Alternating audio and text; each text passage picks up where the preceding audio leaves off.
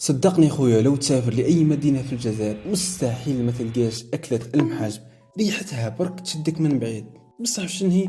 واش هو سر المحاجب؟ واش حكايتهم ومنين جاو أصلا؟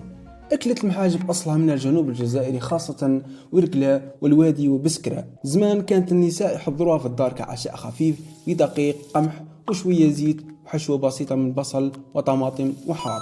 وسميت محاجب لأنها كانت تتغطى كالحجاب، يعني العجينة تغطي الحشوة من الداخل. أما السر الحقيقي في المحاجب البساطة. البساطة خويا، البساطة ما فيهاش لحوم، ما فيها جبن فاخر، ومع ذلك تشبع. تاكل تاكل تاكل حتى تشبع، وتذوقها مرة ترجع لها ديما. أكيد هذه ديما متهني. العجينة ترقق بطريقة خاصة، وحتى الطياب على الطاجين التقليدي يزيد يعطيها ذوق مميز، تعطي له واحد جو سبيسيال.